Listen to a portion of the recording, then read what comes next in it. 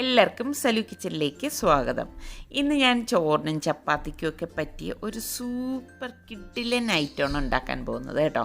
ഇപ്പം നമ്മളുടെ സലു കിച്ചൺ ഇനിയും സബ്സ്ക്രൈബ് ചെയ്യാത്തവരുണ്ടെങ്കിൽ, അല്ലെങ്കിൽ നമ്മളുടെ ചാനൽ ആദ്യമായിട്ട് കാണുന്നവരുണ്ടെങ്കിൽ ഒന്ന് സബ്സ്ക്രൈബ് ചെയ്തേക്കാൻ മറന്നു പോകരുതേ. അതുപോലെ തന്നെ നമ്മളുടെ ഫേസ്ബുക്ക് പേജും ഇൻസ്റ്റഗ്രാം പേജും ഒക്കെ ഒന്ന് ഫോളോ ചെയ്തേക്കണം കേട്ടോ. അപ്പോൾ നമുക്ക് ഇന്നത്തെ ഈ റെസിപ്പി എങ്ങനെയാണ് തയ്യാറാക്കുന്നതെന്ന് നോക്കാം. അപ്പോൾ ഇതുണ്ടാക്കാൻ വേണ്ടിയിട്ട് നമുക്ക് വേണ്ടത് ചെറുപയർ പരിപ്പാണ്, തോല് കളഞ്ഞ് ഇതുപോലെ മൂങ് ദാൽ ഉണ്ടല്ലോ, സ്പ്ലിറ്റ് ചെയ്ത പയറാണ്. ഇത് നമുക്ക് ഏകദേശം ഞാനിവിടെ 2 കപ്പോളം എടുത്തിട്ടുണ്ട്. എത്രയാണോ വേണ്ടത് അതിനനുസരിച്ച് എടുത്താൽ മതി. അപ്പം ഞാൻ ആദ്യം തന്നെ ഇത് നന്നായിട്ടൊന്ന് കഴുകി ഡ്രെയിൻ ചെയ്ത ശേഷം ഇതുപോലെ ഒരു ഫ്രൈ പാനിലേക്ക് ഇട്ടിട്ട് ഒന്ന് റോസ്റ്റ് ചെയ്തെടുക്കും കേട്ടോ. സാധാരണ നമ്മൾ കറി ഉണ്ടാക്കുന്നതിൽ നിന്നും വളരെ ടേസ്റ്റിയാണ്. ഇങ്ങനെ ഈ ഒരു രീതിയിൽ നിങ്ങൾ ഉണ്ടാക്കി നോക്കിയാൽ അതൊരു പ്രത്യേക രുചിയാണ് കേട്ടോ. ഇത് നമുക്ക് ഇതുപോലെ പൊറോട്ടയ്ക്കും പത്തിരിക്കും അതുപോലെ തന്നെ പൊറോട്ടയ്ക്ക് വരെയും പറ്റിയ നല്ല ഒരു കിടുക്കാച്ചി ഐറ്റമാണ്. അപ്പോൾ ദേ ഇതുപോലെ പരിപ്പ് ഒന്ന് വറുത്തെടുക്കണം. അപ്പോൾ വെള്ളം ആയതുകൊണ്ട് തന്നെ, അതായത് നമ്മൾ കഴുകിയിട്ടല്ലേ വറുത്തിരിക്കുന്നത്, അപ്പോൾ ഡ്രൈ ആവാൻ കുറച്ച് നേരം എടുക്കും. പക്ഷേ കുറച്ച് കഴിയുമ്പോഴേക്കും ഇത് ഇതുപോലെ നല്ലതുപോലെ ഡ്രൈ ആയി വരും. കണ്ടോ, ഇപ്പോൾ പാനിൽ നിന്ന് നല്ല വരുന്ന ആ ഒരു പരുവം വരും. നമ്മൾ തീ കൂട്ടി വയ്ക്കരുത് കേട്ടോ. തീ കുറച്ച് വെച്ചിട്ട് വേണം നമ്മളിത് റോസ്റ്റ് ചെയ്തെടുക്കാനുള്ളത്. ഇപ്പോൾ കണ്ടോ, എല്ലാം വിട്ട് വന്നിട്ടുണ്ട്.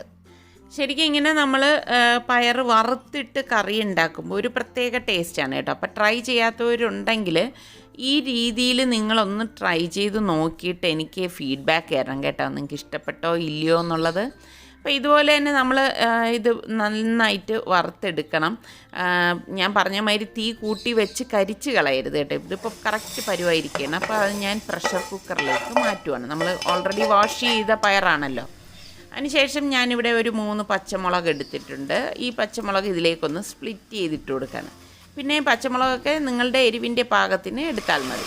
ഞാൻ ഇരട്ടിയിൽ കൂടുതൽ വെള്ളം ഇതിലേക്ക് തിളച്ച വെള്ളമാണ് ഒഴിച്ചു കൊടുക്കുന്നത് കേട്ടോ. അത്യാവശ്യം വലിപ്പത്തിലുള്ള ഒരു സവാളയും എടുത്തിട്ടുണ്ട്.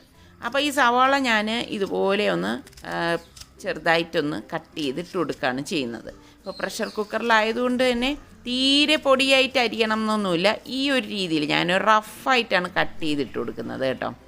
പിന്നെ ഞാൻ തോലോട് കൂടിയിട്ട് വെളുത്തുള്ളി ഒരു 10 എണ്ണം നന്നായിട്ട് കഴുകിയിട്ടിലേക്കിട്ട് പാകത്തിനുള്ള ഉപ്പും ഇട്ട്, പിന്നെ 1 ടീസ്പൂണോളം മഞ്ഞൾപ്പൊടിയും 1/4 ടീസ്പൂണോളം ചെറിയ ജീരകത്തിൻ്റെ പൊടിയും കൂടി ഇട്ട് കൊടുക്കണം. എന്നിട്ട് നന്നായിട്ട് ഇതൊന്ന് ഇളക്കി മിക്സ് ചെയ്ത് കൊടുക്കും.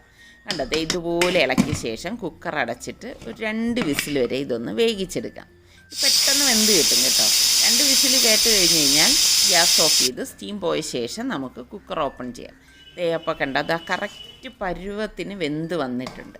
അപ്പം ഇനി നമ്മൾ ഇതുണ്ടാക്കുന്നത് ഞാൻ മൺചട്ടിയിലാണ്. മൺചട്ടി അടുപ്പത്തേക്ക് വെച്ച് 2 ടേബിൾ സ്പൂൺ വെളിച്ചെണ്ണ ഒഴിച്ച് 1 ടീസ്പൂൺ കടുകും 1 ടീസ്പൂൺ ഉലുവയും പിന്നെ ഒരു 3 വറ്റൽമുളകും കൂടി എടുക്കുന്നുണ്ട്. ഇതൊന്ന് ഇതിലേക്ക് ഇട്ട് കൊടുക്കും.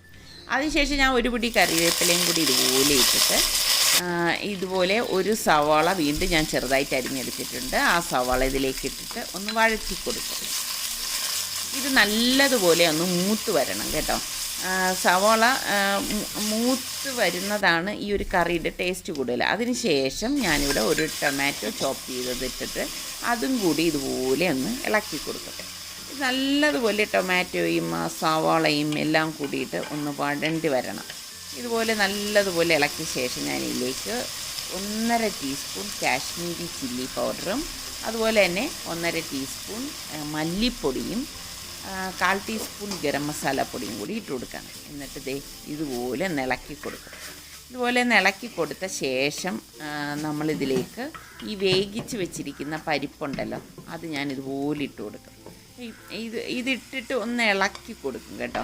അപ്പോൾ ഇതുപോലെ ഒന്ന് ഇളക്കി എല്ലാം യോജിപ്പിച്ച് എടുത്ത ശേഷമാണ് നമ്മളിതിലേക്ക് വെള്ളം ചേർക്കുന്നത്.